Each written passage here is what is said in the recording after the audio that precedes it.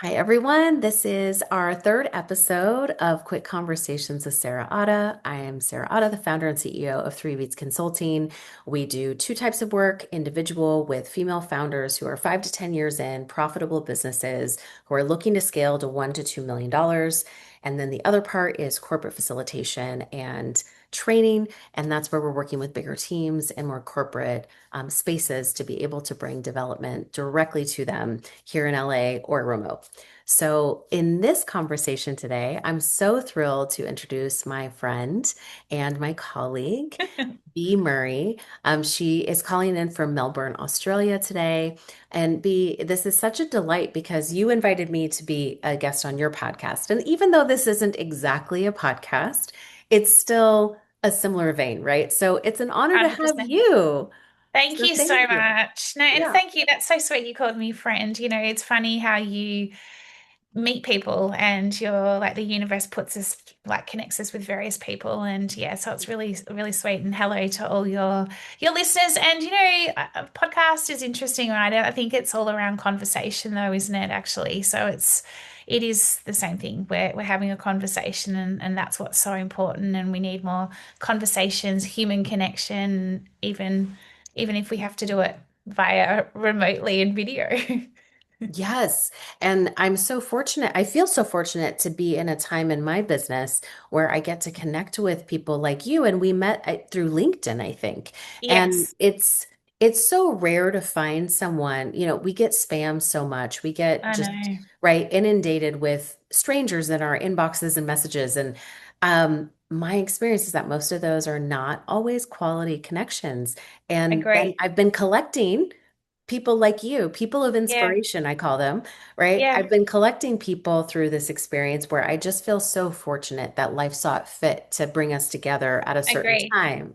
Yeah. So B, you run Bee Formless, BEE Formless, Mm-hmm. and you work out of Australia right now, but you work with Yes. clients worldwide.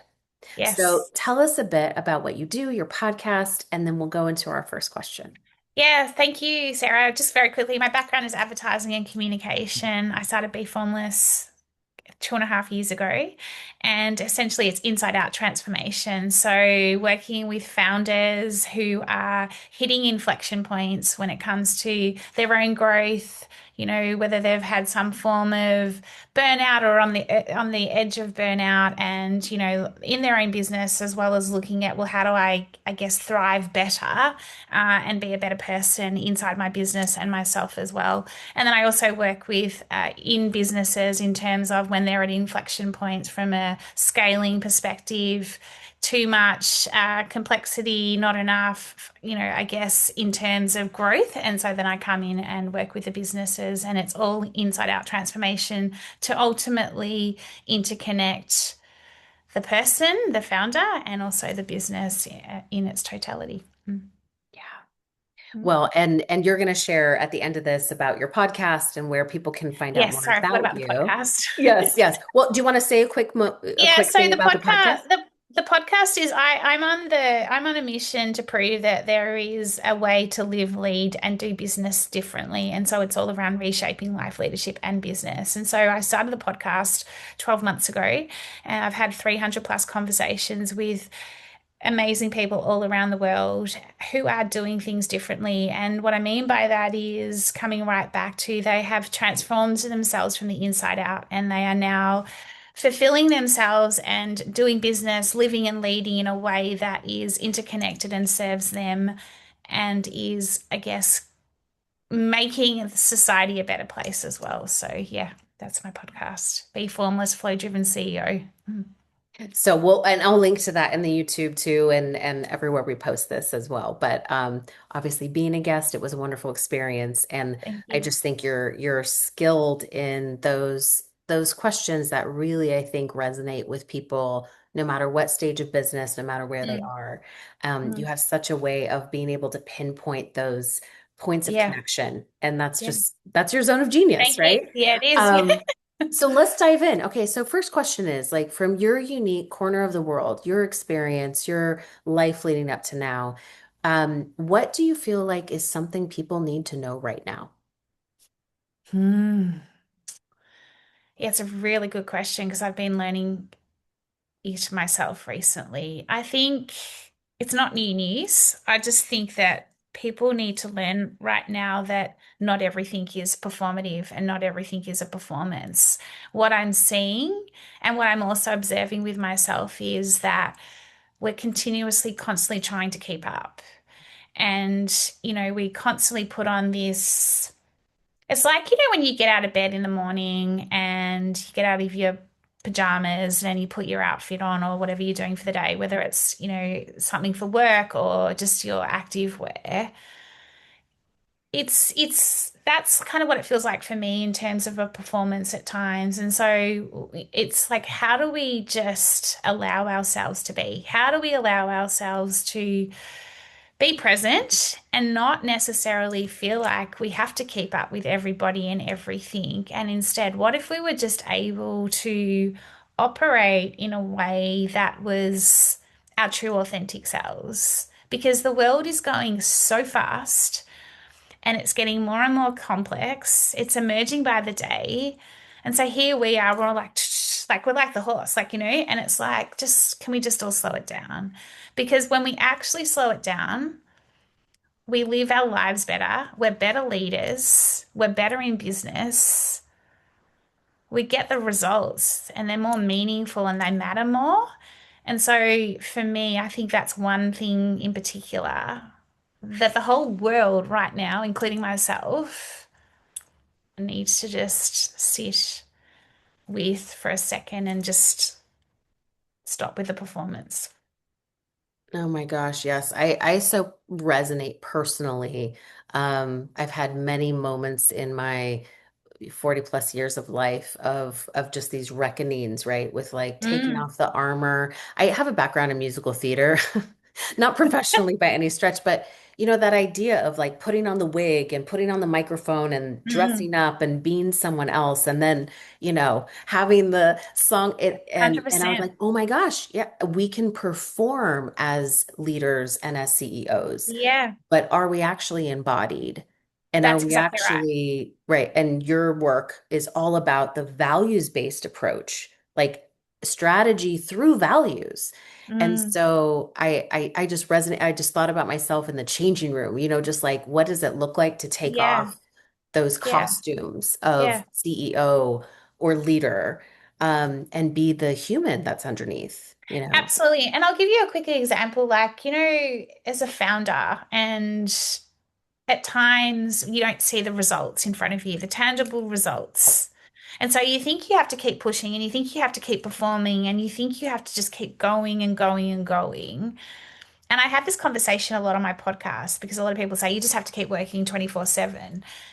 And yet the results don't necessarily come that way, no matter how much more you perform and how much more you push. And so it's those moments where you kind of go, actually, I am exhausted. This performance piece isn't getting me anywhere.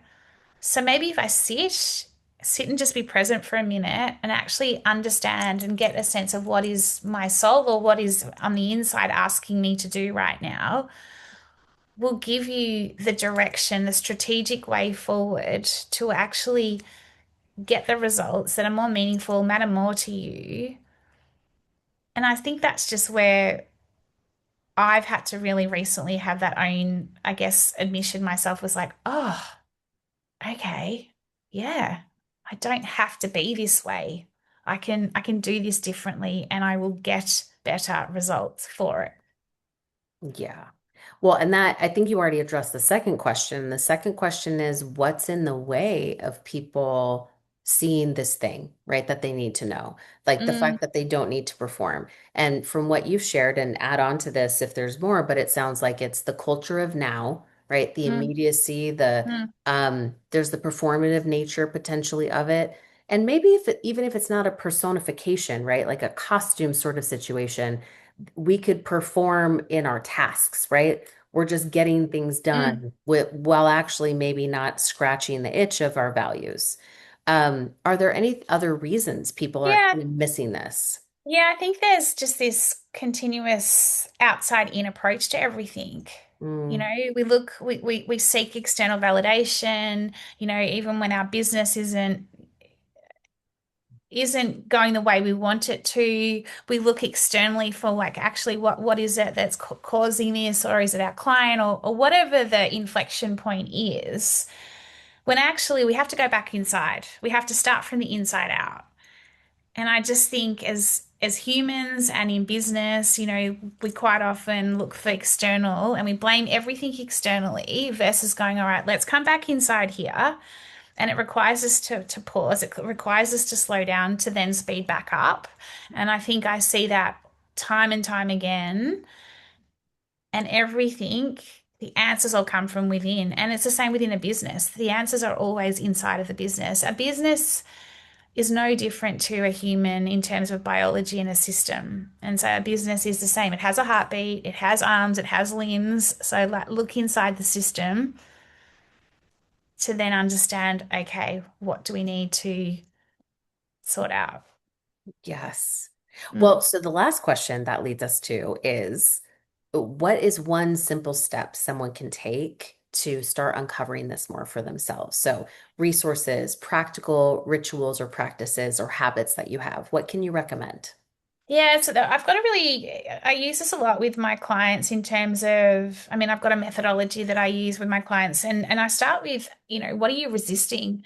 And what's the business resisting? What are you resisting? And it's a little exercise, and essentially it requires you to get a notebook, and dare I say it, because we're all so caught up on the tech these days and AI and everything, but it is called the old school pen. And I always get I've people got this here. saying, this is so good, Yep. isn't it? And generally, and I'll come right, it comes back to this outside in, and how do you get yourself looking at things from the inside out?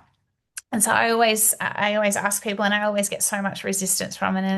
And I call it the resistance exercise. And essentially it's like, I want you to write down two things that you have noticed when it comes to resistance today. And why didn't you do it? So what made you stop and not push or go forward, and instead, and how did that make you feel?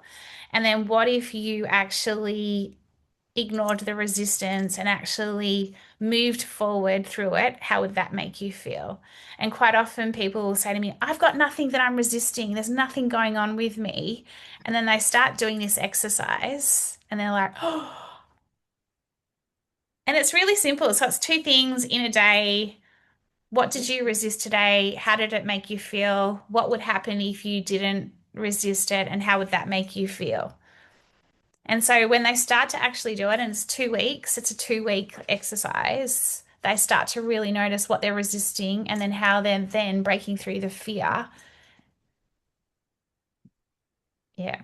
So it's quite a simple tool that I get a lot of people to use, because it starts to see what you can let go of, and that it's not as hard as you actually think it is, to be able to push through that resistance to get to the other side. Mm. Yeah. I'm always so floored with the idea that there can be something that is seems so small and minute, right? And it's just like a little 5% shift and it just unlocks this whole new way of Mm. being, Mm. you know? Mm. And I heard it recently said that a ritual is a habit with intention. Mm. So a habit is kind of more mindless, but a ritual is like something you're present for. So what are those things that we're doing that are intentional about Mm. nurturing that part of us and attuning Mm. to that?